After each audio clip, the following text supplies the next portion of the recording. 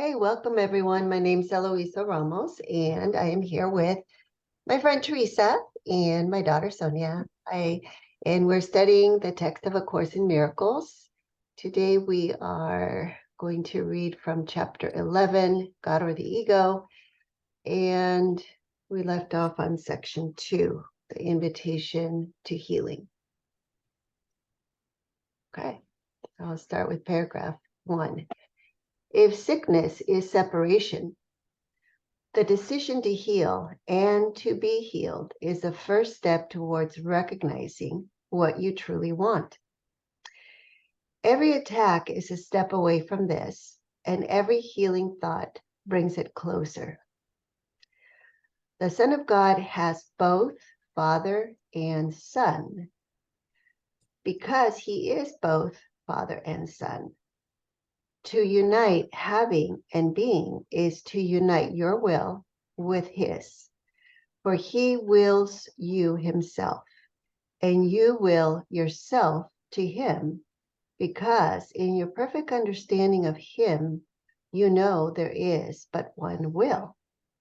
Yet, when you attack any part of God and his kingdom, your understanding is not perfect, and what you really want is therefore lost to you. Okay. All right. So this is an invitation to healing. So it starts off with, if sickness is separation, okay, then the decision to heal and be healed is the first step towards recognizing what you truly want, which is,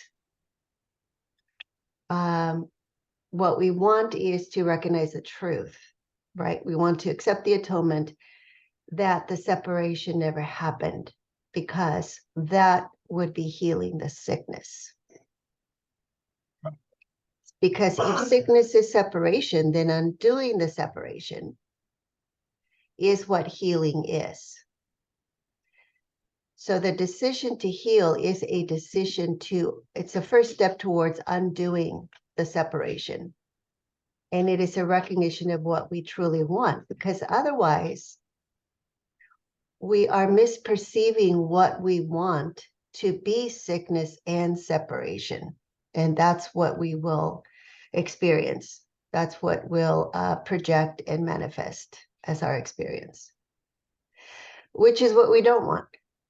Okay, so that's why every attack is a step away from healing, because it's a rejection of peace, and peace is health. And every healing thought brings health and brings us closer to the truth, which is we're not separate. We're not separate from God.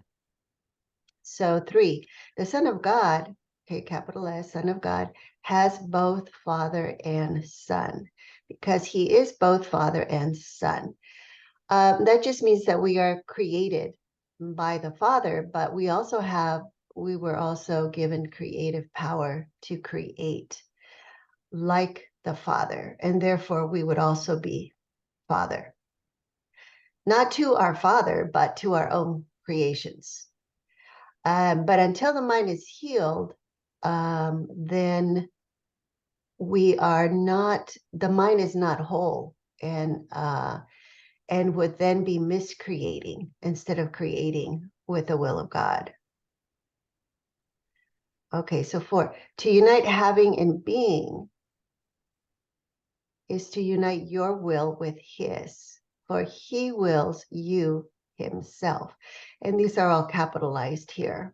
Okay, so we're talking about God. So to unite our will with God's will, okay, is to unite having with being. And he wills you himself, because as creation, we are the will of God. So we are one in being with God. And let's see, having would mean that we lack nothing. So there would be, let's see, there would be no separation in having. So to unite our will would be to undo the separation as having, and to recognize that we are the will of God is to recognize we're not separate from God. So that being, that what we are as being is also the same as having, because there would be no lack. The mind would be whole. 5, and you will yourself to him, because in your perfect understanding of him, you know there is but one will. Yes, so to will ourselves to God would be to decide for God, to decide to place our mind in the service of God's will, which is to recognize that that is our true will, and there's no separation between God's will and ours. So let's see. Yeah, and that would be the perfect understanding of God, of him. You know there is but one will. Okay, and so if we believe that in any way we can attack any part of God and his kingdom, so that would include everything that God created, our brother's life, in any form, that idea would mean that our understanding is not perfect. So it would be a misunderstanding. And in that misunderstanding, we would forget what we really want, because it would be a world of illusion, because it would be unreal, because it's not something that can happen in truth. Only in a dream can we attack our creator, because we're one with our creator. So it's not possible to attack what we are, because there's no self apart from what we are as one will with God. Okay. And in there is the whole idea and the belief in sin, because that's what sin that's what the idea of sin is that we can offend and attack God. Okay, so any questions? Paragraph? No. Okay, number 2. Healing thus becomes a lesson in understanding, and the more you practice it, the better teacher and learner you become. If you have denied truth, what better witnesses to its reality could you have than those who have been healed by it? But be sure to count yourself among them, for in your willingness to join them is your healing accomplished. Every miracle that you accomplish speaks to you of the fatherhood of God. Every healing thought that you accept, either from your brother or in your own mind, teaches you that you are God's son. In every hurtful thought you hold, wherever you perceive it, lies the denial of God's fatherhood and of your sonship.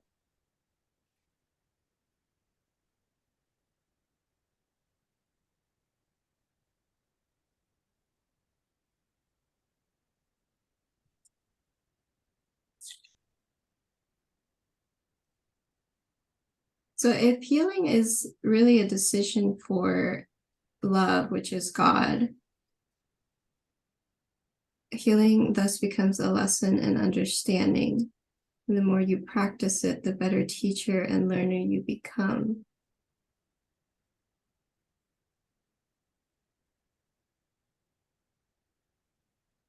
What better witnesses to its reality could you have than those who have been healed by it? Mm-hmm.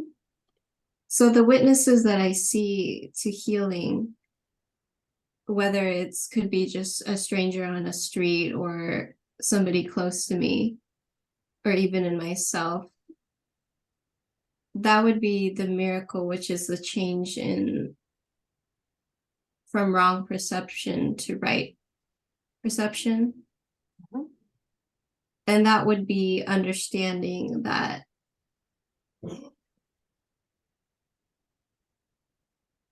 I guess I need your your Mm-hmm. insight on it.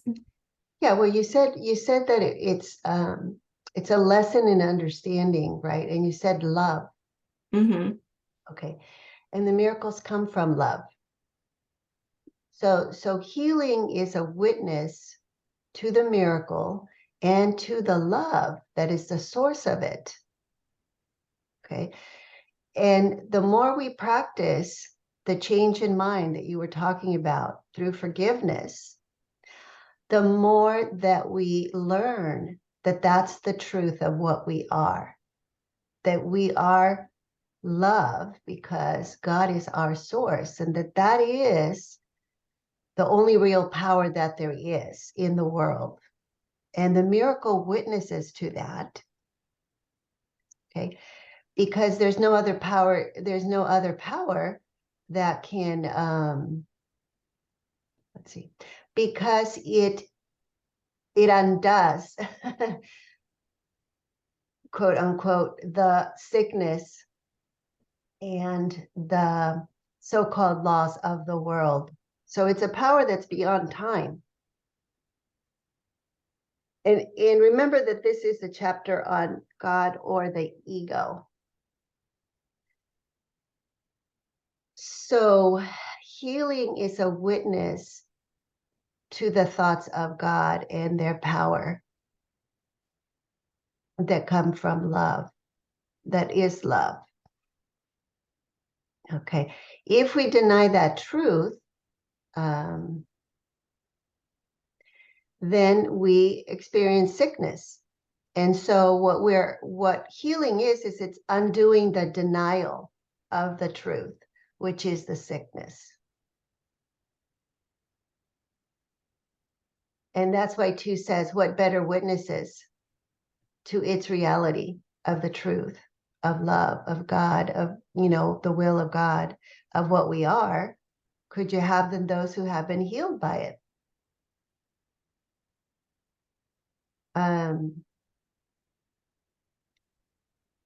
So in other words, the world manifests, okay, our thoughts. And if we are thinking with the thoughts of God, then there's going to be healing, and that's going to be the manifestation of the miracle. Otherwise, if we're thinking, and it's not even really thinking, but if we're imagining with the ego, then we are miscreating, projecting, and they're going to be attack thoughts. They're going to be fearful things that are projected onto the world. So we're going to see war, we're going to see conflict, and all of that. So number 4, every miracle that you accomplish speaks to you of the fatherhood of God. So it's reaffirming the truth of what we are as the same will of God. And 5, every healing thought that you accept, either from your brother or in your own mind, teaches you that you are God's son. And that's why it's called a Course in Miracles, because we are removing the blocks to the awareness of love's presence because we want to remember, because the healed mind is remembering the truth that we are God's son.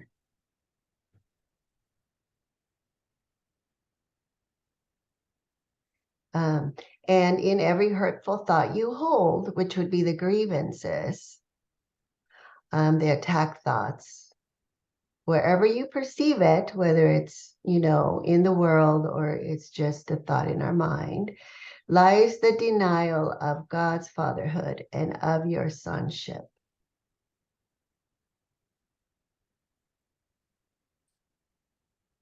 So it's either God or the ego. We're either witnessing to one or the other. Okay, does that make sense? Yeah. Okay, 3. Is my speaker on? Can you hear me? Yes. Mm-hmm. Good. And denial is as total as love. You cannot deny part of yourself because the rest will seem to be separate and therefore without meaning.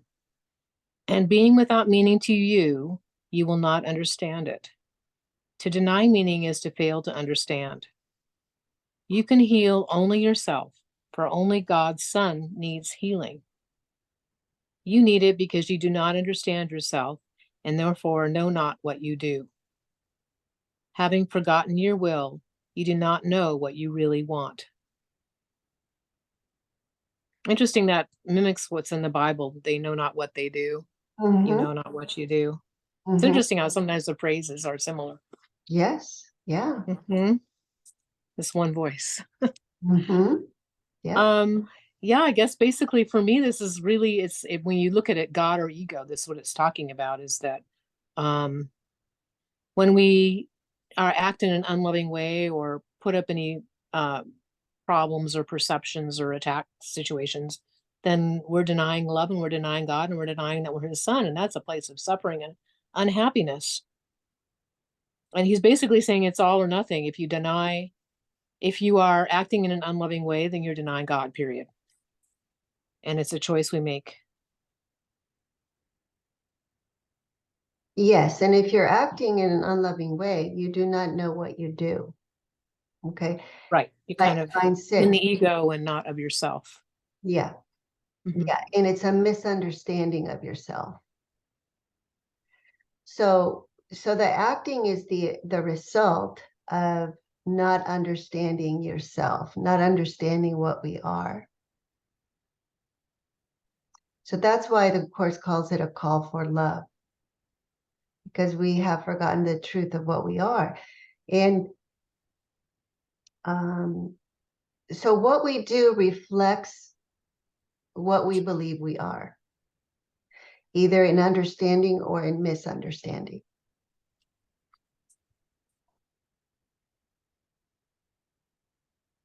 And number 7, it says also that it's going to reflect whether we have forgotten our will or not. And therefore, we will not know what we really want.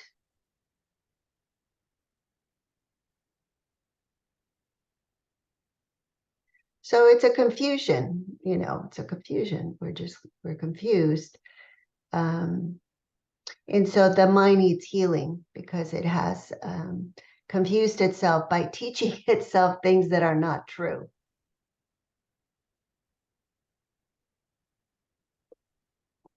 Okay, number 4. Healing is a sign that you want to make whole.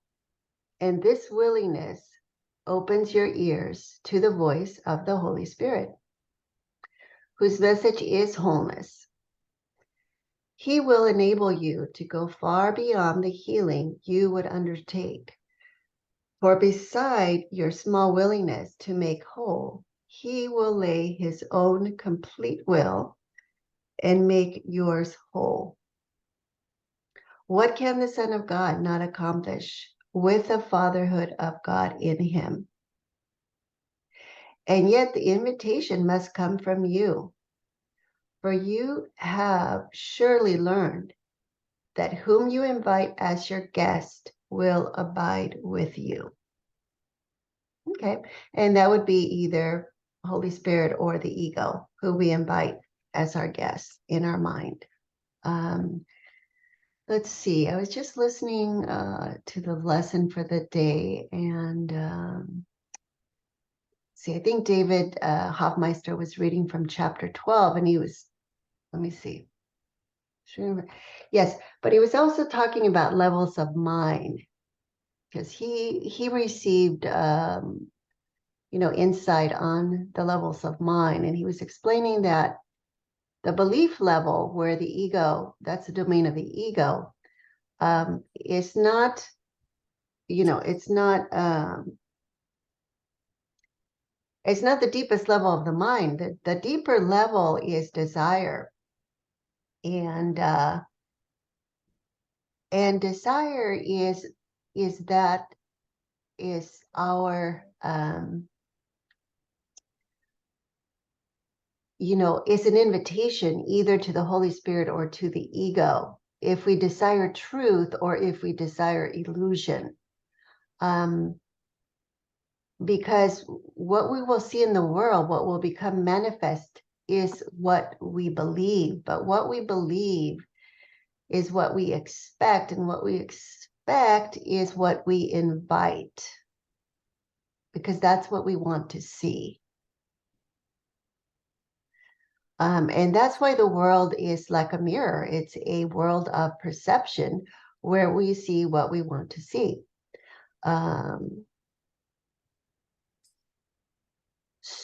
So ultimately it is our willingness to decide for God or for the ego that will either extend love or will project attack thoughts and fear. And that will show us a world of illusion, of separation, of attack, of war, or it will show us the real world of innocence and holiness and wholeness and love. Okay, number 5.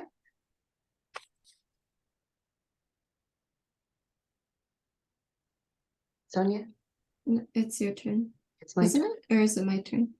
Yeah, it's your turn, Sonia. Oh, okay.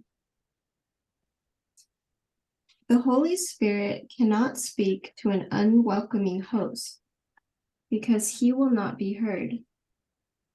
The eternal guest remains, but his voice grows faint in alien company.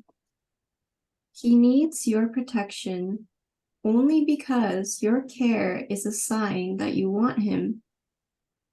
Think like him ever so slightly, and the little spark becomes a blazing light that fills your mind so that he becomes your only guest. Whenever you ask the ego to enter, you lessen his welcome. He will remain, but you have allied yourself against him. Whatever journey you choose to take, he will go with you, waiting. You can safely trust his patience, for he cannot leave a part of God. Yet you need far more than patience.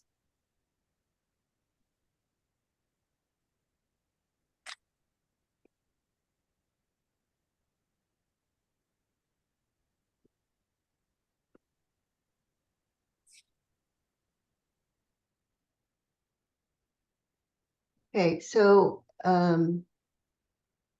you can think of the Holy Spirit as a spark of light also, because the Holy Spirit speaks for God, and God is light of eternal truth. Anything else you want to say there, Sonia?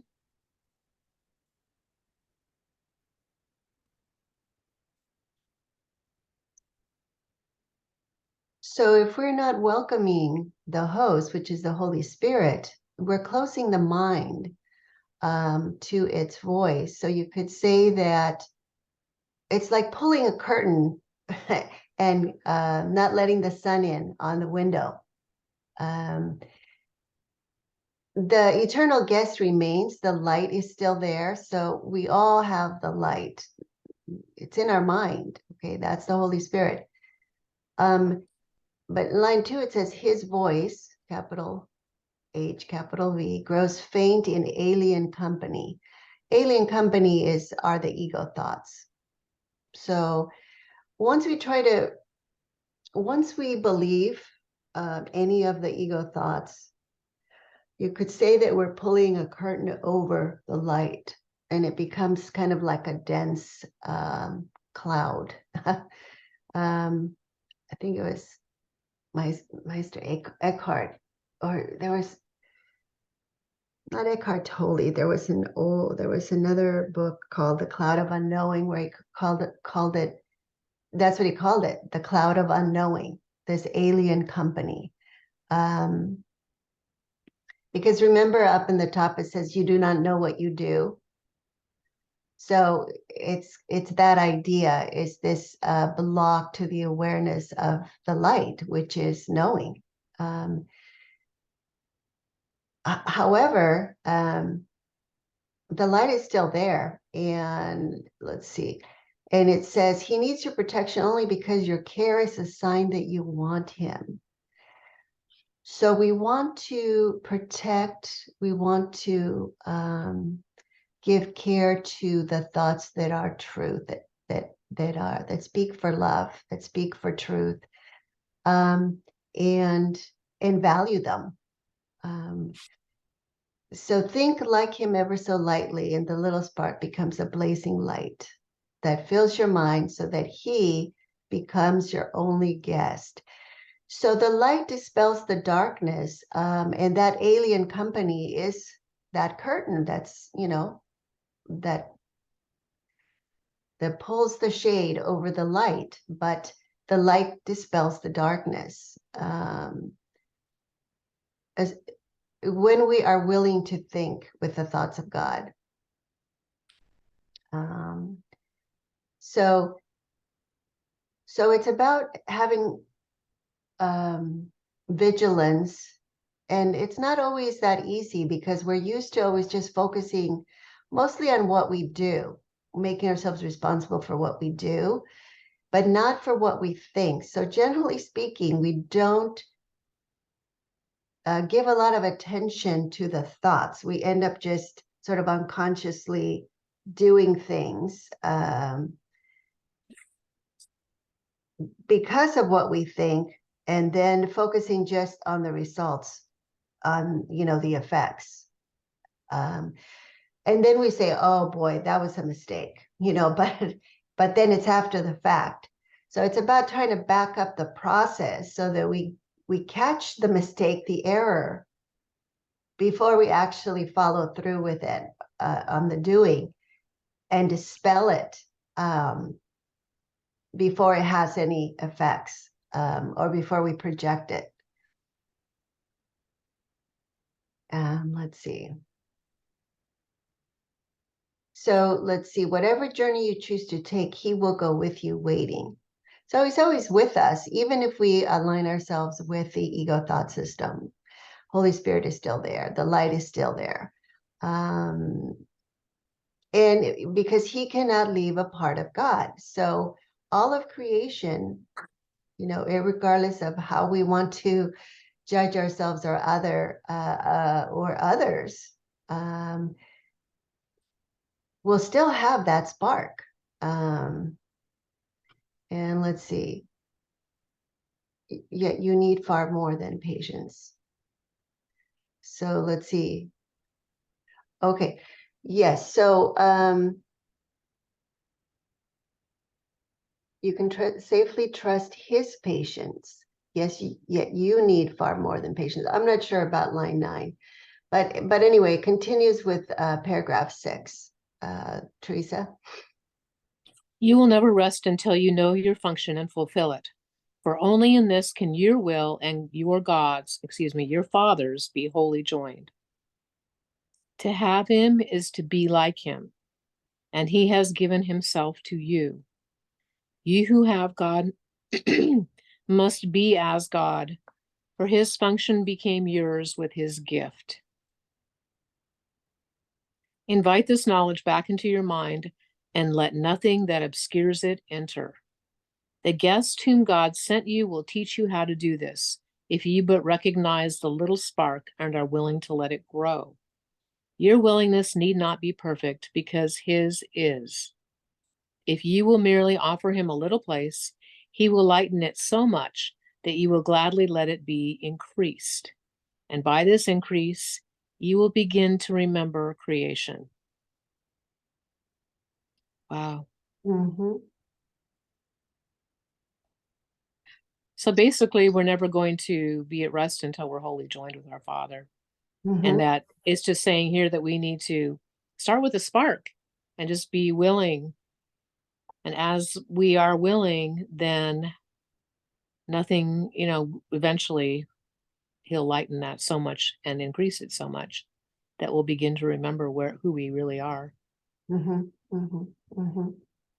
Mm-hmm. Yeah, so that's line 2. To have him, capital H, is to be like him, capital H.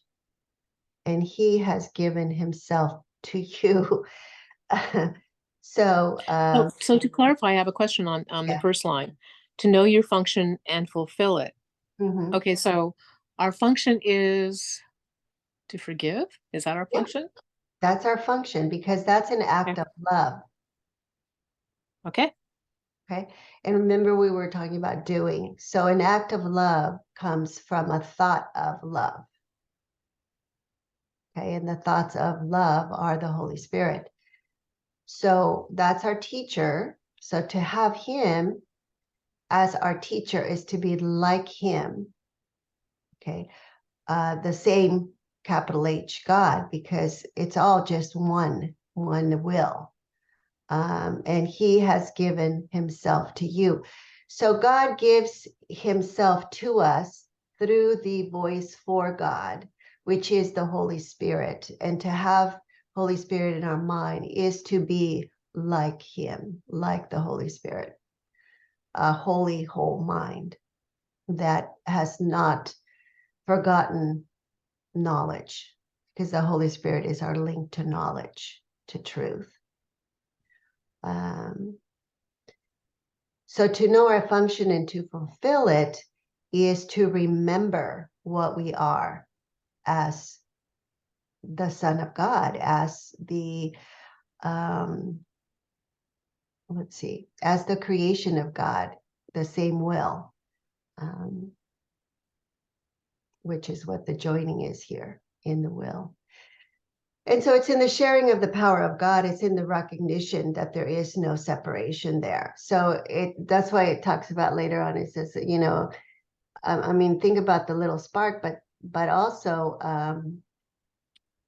yes. So through you who have God must be as God, for his function became yours with his gift. Our Holy Spirit is a gift to us.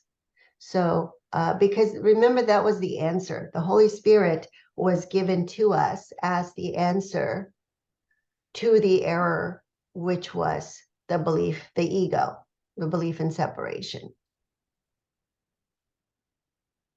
And so the correction is love to any of the ego thoughts, which are all based on fear and attack.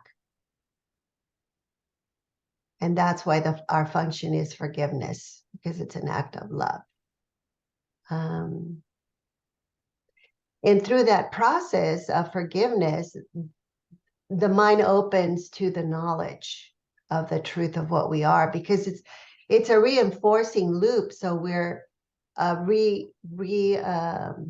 remembering, we are remembering the truth through our practice of forgiveness, of choosing love rather than the grievance. And that's the miracle. That's the shift in perception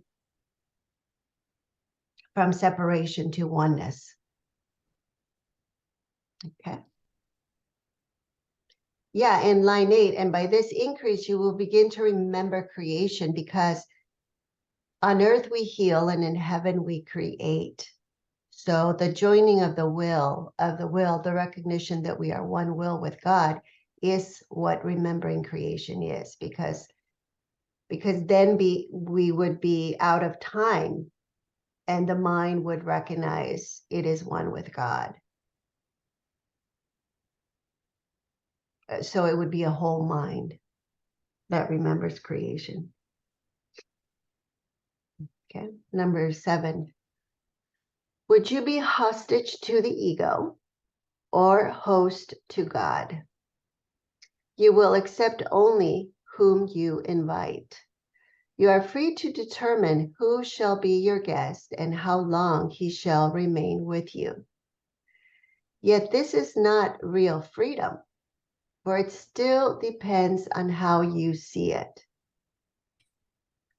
The Holy Spirit is there, although he cannot help you without your invitation.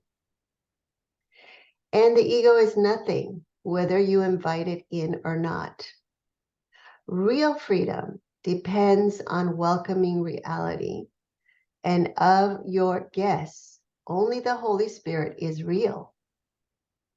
Know then who abides with you merely by recognizing what is there already, and do not be satisfied with imaginary comforters. For the comforter of God, capital C comforter, is in you. Okay. Okay, so this is, a really good distinction, because the ego, so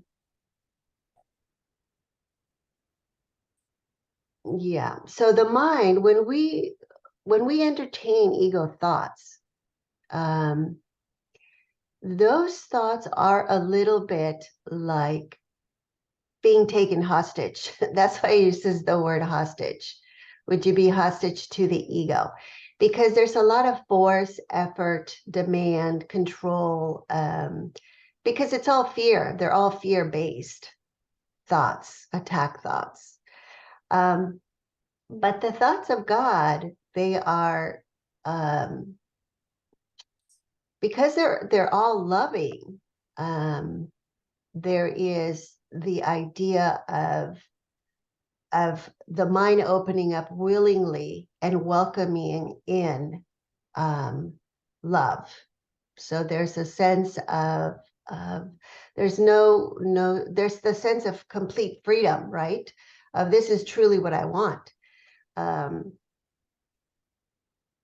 And so it says you will accept only whom you invite. And we are free to determine who our guest will be and how long he shall remain with you. So that's why the Course says that, you do not make the curriculum, but you decide the time it will take to learn it. So it's basically saying the same thing. As long as we want to entertain the ego and have it be our guest, then we're determining how long we're going to believe that we are still an ego body in time. We're not going to remember that we are eternal beings of love and light. So, and it's saying, but this is not real freedom, because it's still subjective. It's still subject to time. It's still subjective to perception, to how you see it, to change, to things that are temporal. And real freedom is not of the world. The Holy Spirit is there, although he cannot help you without your invitation. So the thing about the ego is that it's an illusion. It's nothing. So whether we invite it in or not,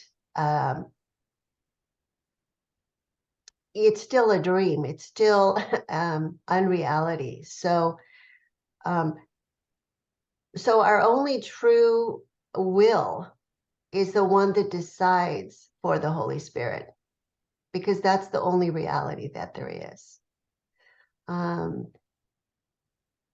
Yes, and otherwise we are asking for fantasy and imaginary comforters, and we're looking to the things of the world to offer us salvation from our disappointments, from our fears, from our sorrows, from our suffering, basically. And they're imaginary comforters because they're temporary. So no matter,